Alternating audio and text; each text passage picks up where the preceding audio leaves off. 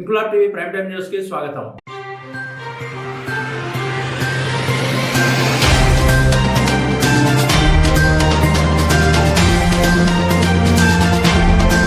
మాజీ ప్రధాని భారతరత్న స్వర్గీయ శ్రీమతి ఇందిరాగాంధీ 108వ జయంతి సందర్భంగా సికింద్రాబాద్ జూబ్లీ బస్ స్టేషన్ ఎదురుగా ఉన్న మాజీ ప్రధాని శ్రీమతి ఇందిరాగాంధీ విగ్రహం వద్ద స్థానిక కాంగ్రెస్ పార్టీ నాయకుల ఆధ్వర్యంలో కంటోన్మెంట్ ఎమ్మెల్యే శ్రీ గణేష్ ఇందిరాగాంధీ విగ్రహానికి పూలమాలలు వేసి ఘనంగా నివాళులర్పించారు.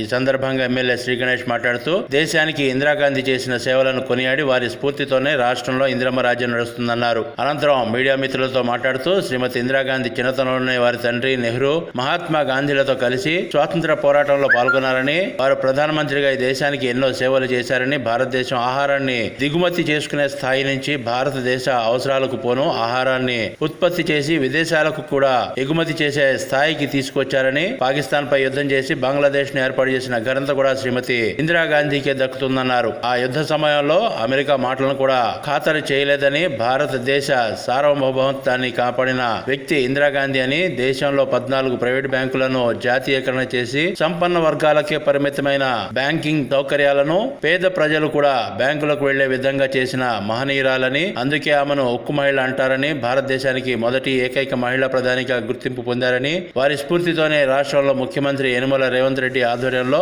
ఇందిరమ్మ రాజ్యం నడుస్తుందని, ఇల్లు లేని ప్రతి పేదవానికి ఇందిరమ్మ ఇల్లు ఇవ్వాలనేదే కాంగ్రెస్ ప్రభుత్వ ధ్యేయమని, కోటి మంది మహిళలను కోటీశ్వరులను చేయాలనే సంకల్పం కూడా ఇందిరాగాంధీ స్ఫూర్తితోనే వచ్చిందని తెలిపారు. ఈ కార్యక్రమంలో నియోజకవర్గంలోని కాంగ్రెస్ పార్టీ ముఖ్య నాయకులు, కార్యకర్తలు పాల్గొన్నారు.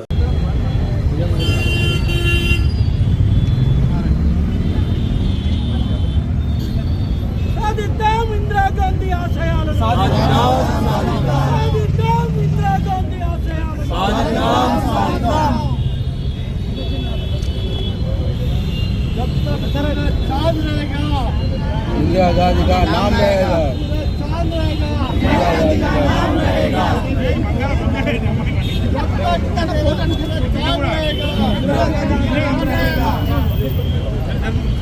अन्ना फोटो वाड़वाइज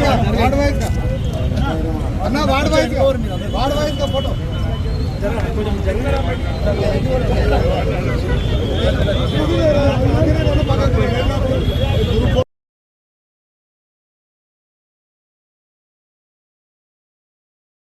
ఇంక్లాబ్ టీవీ వీడియోలు మీకు నచ్చినట్లయితే లైక్ చేయండి, షేర్ చేయండి, కమెంట్ చేయడం మర్చిపోకండి. సబ్స్క్రైబ్ చేయని వాళ్ళు వెంటనే సబ్స్క్రైబ్ చేసుకోండి. మా వీడియోలు మీరు వెంటనే చూడాలనుకుంటే కింద ఉన్న గంట సింబల్ని గట్టిగా కొట్టండి.